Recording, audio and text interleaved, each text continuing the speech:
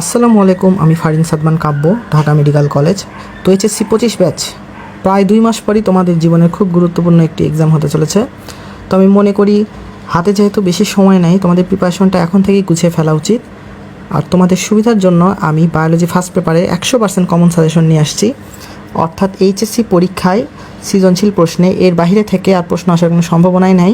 তোমরা এই কয়টা টপিক যদি ভালোভাবে পড়ো প্রত্যেকটা অধ্যায়ের, তোমরা এইচএসসিতে বায়োলজিতে 100তে 100 পাইতে পারবা ফার্স্ট পেপারে। তো চলো বেশি দেরি না করে শুরু করি। আর ভিডিওটা একটু লম্বা হতে চলেছে, তোমরা ধৈর্য ধরে দেখো, তাহলে তোমাদের প্রত্যেকটা অধ্যায় প্রত্যেকটা টপিক আবার নতুন করে রিকল হয়ে যাবে। আর তোমরা বুঝতে পারবা যে কোন কোন টপিক বেশি জোর দিয়ে পড়তে হবে। তো চলো শুরু করি। তো প্রথমে আসি কোষ ও কোষের গঠনে। এটা আমাদের বায়োলজির ফার্স্ট পেপারের ফার্স্ট চ্যাপ্টার। এখানে আমি 5টা টপিক লিখে রাখছি। এই 5টা টপিক মোটামুটি গুরুত্ব দিয়ে পড়লে তোমরা একটা সৃজনশীল কমন পাবা। তো চলো শুরুতে যাই ডিএনএ আরএনএ। তো আমরা কীভাবে পড়বো সেটা দেখে নিই। তো আমাদের ডিএনএর ভৌত গঠন সম্পর্কে প্রশ্ন আসে। প্রথমে আমাদের এই চিত্রটা আঁকতে জানতে হবে ডিএনএর। আমি আশা করি তোমরা সবাই মোটামুটি এটা পারো, কারণ আমাদের 9-10-এ আমরা এরকম চিত্র এঁকে এসেছি। আর এই যেই ভৌত গঠনগুলো রয়েছে তার মধ্যে আমি ইম্পর্টেন্ট কয়টা দাগাই দিচ্ছি। এই কয়টা তুমি যদি ভালো করে লিখে আসতে পারো তোমরা ফুল মার্ক পেয়ে যাবা। যেমন ধরো এই 7 থেকে শুরু করে এই 13 পর্যন্ত তোমরা যদি এই কয়টা ভালো করে লিখে আসতে পারো তাহলেই তোমরা মোটামুটি ফুল মার্ক পেয়ে যাবা। তো ডিএনএর পরে আসি আরএনএর বেলায়। আরএনএতে খুব একটা প্রশ্ন আসে না, কিন্তু তাও তোমরা দেখে নিতে পারো। যেমন হচ্ছে এই তো আরএনএর রাসায়নিক গঠন এবং হচ্ছে আরএনএর প্রকারভেদগুলো আছে। যেমন ধরো টিআরএনএ, তারপরে আছে হচ্ছে এমআরএনএ বা মেসেঞ্জার আরএনএ, তারপরে জিআরএনএ, এমআরএনএ। তো তোমরা এগুলা দেখে নিতে পারো। আর আরেকটা ইম্পর্টেন্ট বিষয় যে দেখো ডিএনএ এবং আরএনএর মধ্যে পার্থক্য, এটা তোমরা ভালো করে দেখে নিবা। কারণ আমাদের মেডিকেল পরীক্ষাও কিন্তু হচ্ছে ছক থেকে ভালোই প্রশ্ন আসে, সবসময় প্রশ্ন আসে। আর আমাদের এইচএসসিতে এরকম পার্থক্য লিখতে দেয়। তো যার কারণে পার্থক্যের ছকগুলো বায়োলজিতে খুবই ইম্পর্টেন্ট। তোমরা এই ডিএনএ আরএনএর পার্থক্যের ছকটা দেখে নিবা। তারপর আসি মাইটোকন্ড্রিয়া ও ক্লোরোপ্লাস্ট। তো আমি আশা করি তোমরা 9-10-এ সবাই এটাও পড়ে আসছো।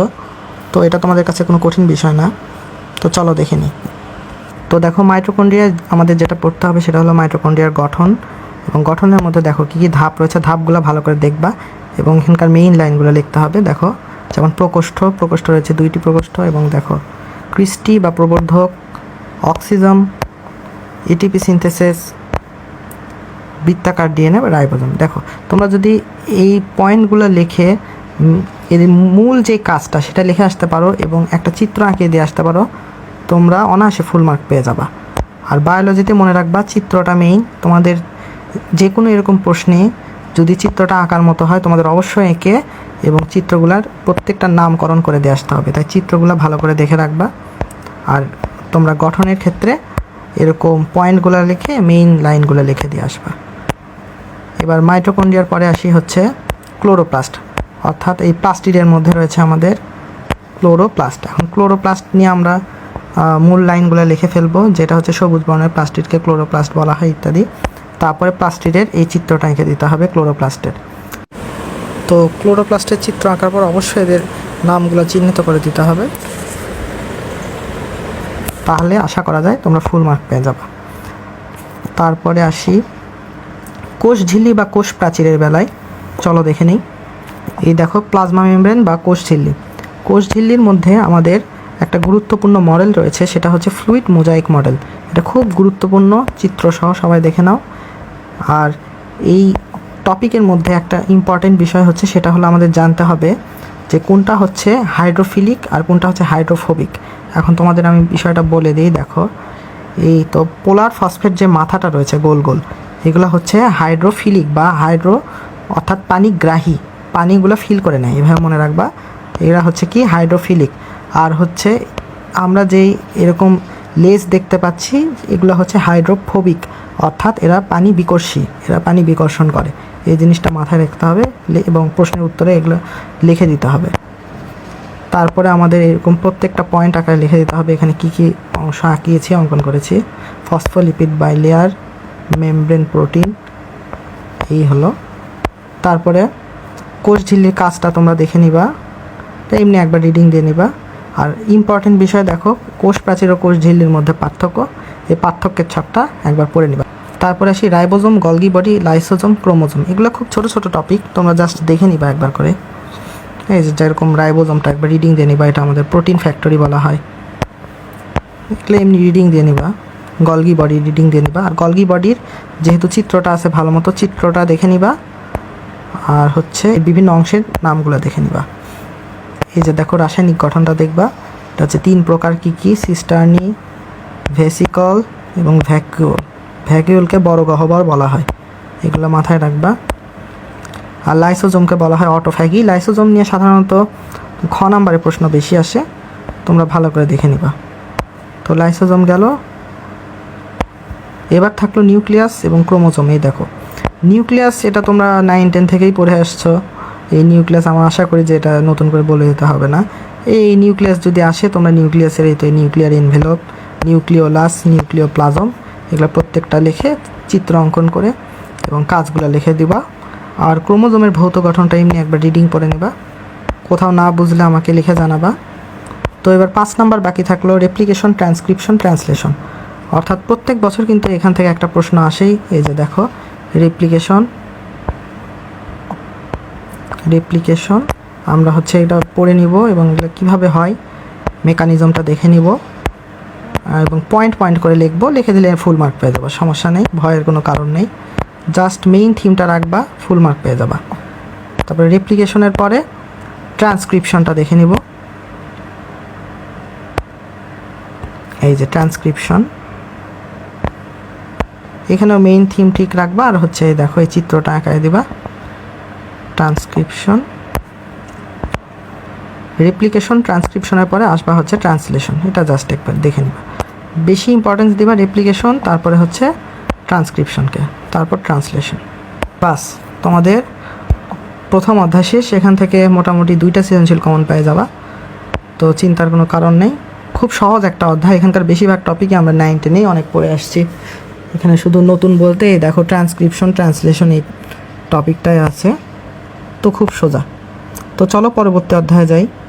এবার আসবো হচ্ছে কোষ বিভাজন, আমাদের দ্বিতীয় অধ্যায়। এটা খুব ছোট একটা অধ্যায়, অ্যান্ড এটাও আমরা হচ্ছে ছোটোবেলায় পড়ে আসছি, খুব সহজ। মাইটোসিস, মায়োসিসের ধাপসমূহ আমাদের দেখতে হবে। তো চলো শুরু করি। এই অধ্যায়ের সবচেয়ে গুরুত্বপূর্ণ টপিক হচ্ছে এই তো মাইটোসিসের পর্যায়সমূহ। আমাদের এখানে এই তো প্রত্যেকটা পর্যায় চিত্র সহকারে আঁকতে হবে। তোমাদের সৃজনশীল আসতে পারে একটা ধরো বিভিন্ন ধাপের ভিতরকার বর্ণনা দিয়ে বলবে এটা কোন ধাপে হচ্ছে, এই ধাপটা বর্ণনা করো, তখন তোমাদের চিত্র আঁকে সেটা বর্ণনা করে দিতে হবে। তো প্রোফেস, প্রোমেটাফেস, মেটাফেস, অ্যানাফেস এবং টেলোফেস, এই কয়টা ধাপসমূহ পড়তে হবে, চিত্র সহকারে পড়তে হবে। বাস, শেষ। এবার মাইটোসিস, এটা আমরা 9-10 পড়ছি। এবার আসি মায়োসিস 1-এ। এই মায়োসিসের 1-এর আমাদের ভিতরকার প্রোফেজ 1-এর ধাপগুলো লাগবে, যেরকম ধরো লেপটোটিন, জাইগোটিন, প্যাকাইটিন এবং ডিপ্লোটিন ডায়ারকাইনেসিস। তো এই ধাপগুলো আমাদের ইম্পর্টেন্ট এবং এর ভিতরে এগুলো পড়তে হবে ব্যাখ্যাগুলো, কারণ এখান থেকে এমসিকিউ আসে, আবার হচ্ছে তোমাদের সিকিউ চলে আসতে পারে। আর এখানে একটা ইম্পর্টেন্ট বিষয় হচ্ছে দেখো ক্রসিং ওভার। এই ক্রসিং ওভারটা আমরা কোন ধাপে ঘটে, দেখো প্যাকাইটিন ধাপে ঘটে। আমরা এটা ভালো করে পড়ে নিব, কারণ ক্রসিং ওভার নিয়ে আমাদের বিস্তারিত সামনে পড়তে হবে। চলো দেখে নিই। তো এই দেখো, এই যে দেখো এখান থেকে ক্রসিং ওভারের শুরু। তো ক্রসিং ওভারের কৌশল প্রক্রিয়াগুলো দেখবো, এবং হচ্ছে এই তো ক্রসিং ওভারের গুরুত্ব ও তাৎপর্য খুবই ইম্পর্ট্যান্ট। এটা ঘ নাম্বারে প্রায় দেখা যায়, ভিভিআই, তোমরা এটা দেখে নিবা। বাস, তো মোটামুটি 2টা অধ্যায় শেষ, 3টা সৃজনশীল কমন হয়ে গেল। এবারে আসবো হচ্ছে অণুজীব চ্যাপ্টারে। তো অণুজীব চ্যাপ্টারটা আমাদের খুব ইম্পর্ট্যান্ট একটা চ্যাপ্টার, এখান থেকেও প্রায় 2টা সৃজনশীল থাকে বলা যায়। আর এই চ্যাপ্টারটা আমরা যদি গুছায় পড়তে না পারি আমাদের জন্য অনেক কঠিন হয়ে যায়। চলো এখানকার ইম্পর্টেন্ট কোনটা কোনটা টপিক আমরা দেখে নিই। তো প্রথমে আসি ম্যালেরিয়া পরজীবীর জীবনচক্র। তো আমরা চলে আসলাম ম্যালেরিয়া পরজীবীর জীবনচক্রের ধাপসমূহে। তো দেখো এখানে পূর্ণাঙ্গ একটা চিত্র তুলে ধরা হয়েছে, যেরকম এই দেখো মানব দেহে কী হয় অযৌন জনন, আর মশকির দেহে যৌন জনন। আমাদের এই প্রত্যেকটা ধাপগুলা এবং চিত্র সহকারে আঁকতে পারতে হবে। যেমন হচ্ছে এই দেখো হেপাটিক সাইজোগনি, এরিথ্রোসাইটিক সাইজোগনি, আর হচ্ছে মশকির দেহে হয় গ্যামিটোগনি। দেখো এই যে এখানে দেওয়া আছে।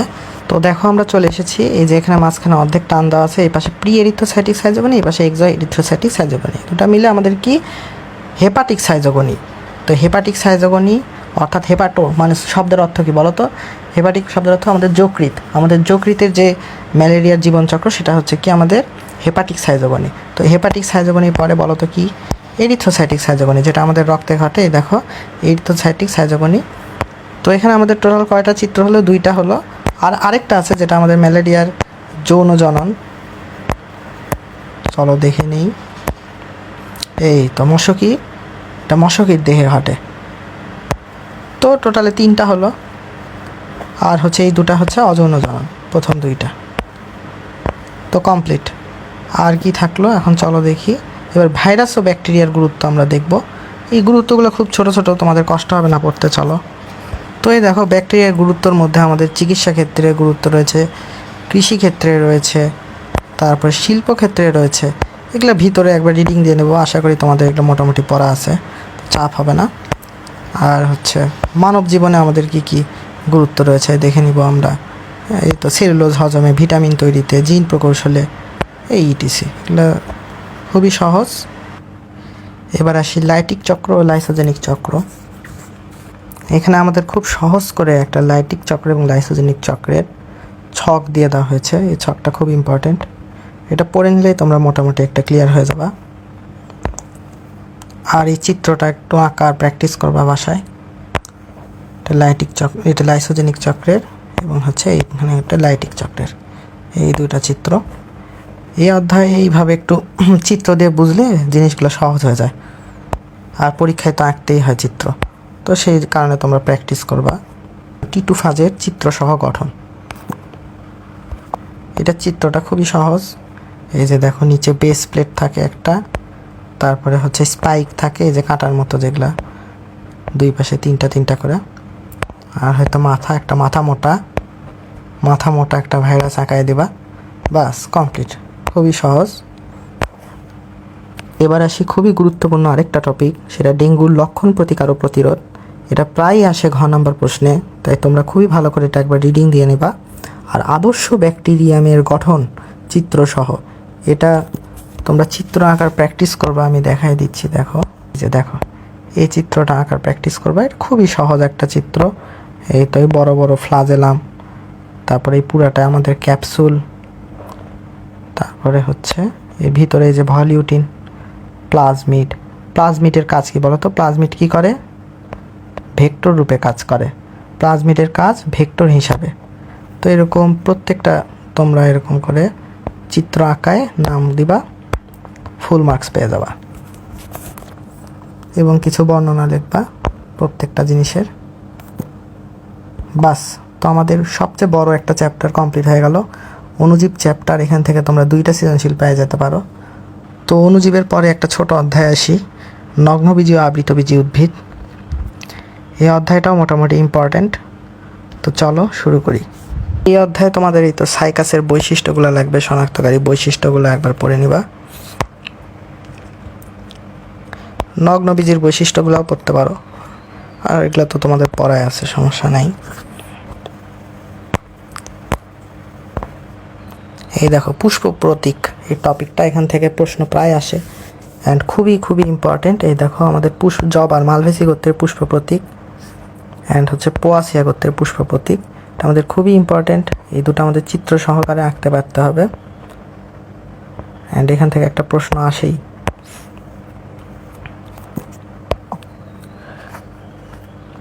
আর বাকি থাকলো আমাদের অর্থনৈতিক গুরুত্ব। তো চলো দেখে নিই। তো এই দেখো আমরা পোয়াসিয়া উদ্ভিদের অর্থনৈতিক গুরুত্ব ভালোভাবে দেখে নিব। তারপরে নিচে আছে এই দেখো মালভেসি গোত্রের অর্থনৈতিক গুরুত্ব পড়ে নিব। তো বাস কমপ্লিট এই চ্যাপ্টার, ছোট্ট একটা চ্যাপ্টার। তো আমরা পরবর্তী চ্যাপ্টারে আসি। এবার আমরা দেখব টিস্যু ও টিস্যুতন্ত্র। এটাও গুরুত্বপূর্ণ চ্যাপ্টার, একটা সৃজনশীল আসে। তো এই দেখো আমরা ভাজক টিস্যুর শ্রেণী বিভাগে চলে এসেছি। উৎপত্তি অনুসারে, এখানে উৎপত্তি অনুসারে আছে, তারপরে আছে অবস্থান অনুসারে, তারপরে কোষ বিভাজন অনুসারে, আর কাজ অনুসারে। এগুলো আমরা হচ্ছে রিডিং পড়ে নেব। তো উৎপত্তি অনুসারে তোমাদের 3 ভাগে ভাগ করা যায় এবং অবস্থান অনুসারে 3 ভাগে ভাগ করা যায়। আমরা প্রত্যেকটা এরকম ধাপ পড়ে নিব। তারপর থাকলো একবীজপত্রী উদ্ভিদের মূল কাণ্ডের গঠন, চিত্রসহ বর্ণনা ও পার্থক্য। এটা খুবই ইম্পর্টেন্ট অ্যান্ড এটাই আসে তোমাদের, এটাই সবচেয়ে ইম্পর্টেন্ট। তো চলো দেখে নিই। তো দেখো, এই তো একটি কচু মূলের অন্তর্গঠন বা একবীজপত্রী উদ্ভিদের অন্তর্গঠন। তো এটা আসেই পরীক্ষায়, এটাও আসতে পারে অথবা হচ্ছে দ্বিবীজপত্রী উদ্ভিদের অন্তর্গঠনও আসতে পারে। এই দুটাই তোমাদের জন্য ইম্পর্টেন্ট, একবীজপত্রীটা বেশি ইম্পর্টেন্ট। তো শুধু বাকি থাকলো ভাস্কুলার বান্ডেলের শ্রেণীবিভাগ ও কাজ। তো ভাস্কুলার বান্ডেল অর্থ কি বলো? ভাস্কুলার বান্ডেল শব্দের অর্থ পরিবহন টিস্যু, যেটা আমাদের জটিল টিস্যুর অংশ। এই দেখো, জাইলেম এবং ফ্লোয়েম, এই দুটার কাজ আমরা ভালো করে দেখে নিব। তো এই অধ্যায় কমপ্লিট মোটামুটি। আমরা পরবর্তী অধ্যায়ে আসি। এইবার একটা বড় অধ্যায়ে চলে আসলাম, উদ্ভিদ শারীরতত্ত্ব। এই চ্যাপ্টারটা তোমরা অনেকেই মোটামুটি ভয় পাও, আসলে ভয়ের কোনো কারণ নেই। এটাও খুব সহজ একটা চ্যাপ্টার। এটা যদি তোমরা ভালো করে লিখে আসতে পারো, তোমরা ফুল মার্কস পেয়ে যাবা। দেখো, মাত্র 5টা পয়েন্ট আমি লিখে রাখছি। এই 5টা পয়েন্ট ভালো করে পড়তে পারলেই তোমাদের অ্যাডমিশন 80% কমপ্লিট হয়ে যাবে, আর হচ্ছে তোমাদের একাডেমিক 100%। টোটাল তোমরা 100তে 100 পেয়ে যেতে পারবা। তো এই হলো আমাদের C3 চক্র বা ক্যালভিন চক্র। আমাদের এটা চিত্র সহ আঁকতে হবে। এটা খুবই সহজ। তোমরা যদি কেউ এটা বুঝতে না পারো, আমাকে কমেন্টে জানাবা, তোমাদের এটা সহজ আমি বোঝাই দিব। আর C3 চক্রের পরে এই দেখো C4 চক্র বা হ্যাচ ও স্ল্যাক চক্র। এটা আরও সহজ। দেখো, এখানে 2টা স্তর থাকে, যে মেসোফিল কোষ এবং হচ্ছে বান্ডল শীত কোষ, এই 2টা কোষ থাকে। তো এই 2টা চিত্র তোমাদের আঁকতে হবে। আর C3 C4 এর মধ্যে পার্থক্যর ছকটা দেখব। আর এই তো এই যে শ্বসন ও ফটো রেসপিরেশনের মধ্যে পার্থক্যের ছকটা দেখব। তাহলে মোটামুটি এইটুকু কমপ্লিট। তারপরে আসি পত্ররন্ধ্রের গঠন, পুরুত্ব, খোলা ও বন্ধের কৌশলে। তো এই যে দেখতে পাচ্ছ, পত্ররন্ধ্রের গঠন এবং খোলা বন্ধের কৌশল। এটা খুবই সহজ। এটা হচ্ছে 5 মিনিটের পড়া। এবার গ্লাইকোলাইসিসের ধাপসমূহ। এটা একটু বড় কিন্তু সহজ, চলো দেখে নিই। এই তো আমাদের গ্লাইকোলাইসিসের ধাপ। আমরা এই ধাপটা ধাপে ধাপে এরকম করে লিখতে হবে পরীক্ষায়। এটাও যদি তোমরা বুঝতে না পারো, আমাকে কমেন্টে জানাবা, তোমাদের জন্য সহজ করে দেব। আরেকটা খুব গুরুত্বপূর্ণ বিষয় হচ্ছে এটিপির হিসাব। এটা MCQতেও আসে, CQতে খুব একটা না আসলেও। আর সবচেয়ে ইম্পর্টেন্ট যেটা, এই দেখো ক্রেবস চক্র। এটা খুবই খুবই খুবই ইম্পর্টেন্ট। এটা ভেরি ভেরি ইম্পর্টেন্ট। এটা তোমাকে পড়তেই হবে এই অধ্যায় পড়লে। তো এটা ভালো করে দেখবা, ক্রেবস চক্র বা সাইট্রিক অ্যাসিড চক্র। আর এটিপি হিসাবের কথা যেটা বললাম, এই তো এই হিসাবটা। এটা MCQ এ মোটামুটি আসে, CQতে না আসলেও। তো তোমরা জাস্ট দেখে নিবা। তো এই অধ্যায়ও শেষ, শুধু বাকি থাকলো আর একটা অধ্যায়। সেটা হচ্ছে আমাদের জীব প্রযুক্তি। এটা তো আরও সহজ অধ্যায়, কিন্তু একদমই পানির মতো সহজ। চলো দেখে আসি। জীব প্রযুক্তিতে চলে আসলাম। এই জীব প্রযুক্তিতে আমাদের এই ইম্পর্টেন্ট টপিক, সবচেয়ে ইম্পর্টেন্ট হচ্ছে এই টিস্যু কালচার। আমাদের এই টিস্যু কালচারটা পড়তে হবে। একটা চিত্র আঁকানো আরও সহজ। দেখো, একটা ফুলের টব আঁকাবা। এখান থেকে একটু ধরো গাছ নিলা, গাছ নিয়ে একটা মিডিয়ামে স্থাপন করলাম। ওখান থেকে ক্যালাস সৃষ্টি হবে, ছোট চারা হবে, ধীরে ধীরে বড় হবে। ওটা আবাদের জন্য আবার হচ্ছে মাটির টবে লাগাবা। এই হলো কাহিনী। এটা হচ্ছে তোমরা একবার রিডিং পড়ে নিবা, নিয়ে চিত্র সহকারে পরীক্ষায় আঁকাই দিবা। তো টিস্যু কালচারের পরে আসি হচ্ছে রিকম্বিনেন্ট DNA প্রযুক্তিতে। এটা খুবই ইম্পর্টেন্ট।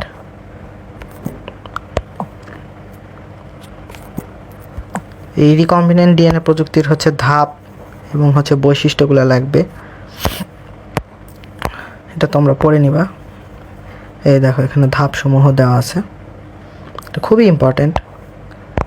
কারণ এটা ছোট অধ্যায় তো। এই যে দেখো, এই যেটা, এই চিত্রটা আঁকাতে হবে, খুবই ইম্পর্টেন্ট চিত্র। দেখো, খুবই ইম্পর্টেন্ট, তোমার টিস্যু কালচারের পরে এটা ইম্পর্টেন্ট। তো আমাদের রিকম্বিনেন্ট ডিএনএ প্রযুক্তির ধাপ, গুরুত্ব, ব্যবহারের পরে এখন ইনসুলিন তৈরির ধাপ আমরা পড়ব। তোমরা দেখতে পাচ্ছ এই ইনসুলিন উৎপাদনের ধাপ, এটাও তোমাদের জন্য ইম্পর্টেন্ট।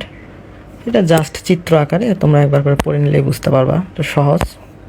তোমাদের শেষ টপিক জিনোম সিকোয়েন্সিংয়ের গুরুত্ব। তো চলো এটা দেখে নিই। তো এই যে দেখতে পাচ্ছ জিনোম সিকোয়েন্সিং, এটা জাস্ট রিডিং পড়ার বিষয়, তেমন কিছু নেই। কিন্তু মূল উদ্দেশ্য আমি তোমাদের বলে রাখি, এই যে ডক্টর মাকসুদুল আলম, ইনি হচ্ছেন এই তো তোষাপাট জিনোম সিকোয়েন্সিংয়ের মাধ্যমে এর জীবন রহস্য উন্মোচন করেছেন।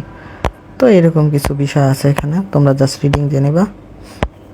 এবং জিনোম সিকোয়েন্সিংয়ের এই তো প্রয়োগ আছে, এগুলো শুধু রিডিং পড়ার বিষয়, আর তেমন কিছু নেই। তো মোটামুটি শেষ তোমাদের বায়োলজি ফার্স্ট পেপার শেষ। এবং বায়োলজি ফার্স্ট পেপার থেকে যত রকমের প্রশ্ন হতে পারে আমি সব তোমাদের দেখাই দিলাম।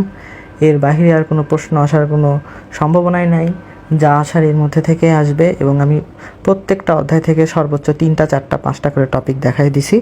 তোমরা শুধু বইটা একবার রিডিং পড়বা, যেগুলো টপিক দেখাই দিছি, তাহলে এখান থেকে তোমাদের যেরকম করেই প্রশ্ন দেখ, পেঁচিয়ে হোক ঘুরিয়ে হোক, তোমরা সব সময় বুঝতে পারবা। আর স্টেথোস্কোপ জার্নির সাথেই থাকো, আমি বায়োলজি সেকেন্ড পেপারেও তোমাদের জন্য এরকম সাজেশন নিয়ে আসবো। তো আজকে এই পর্যন্তই, আবার দেখা হবে। আল্লাহ হাফেজ।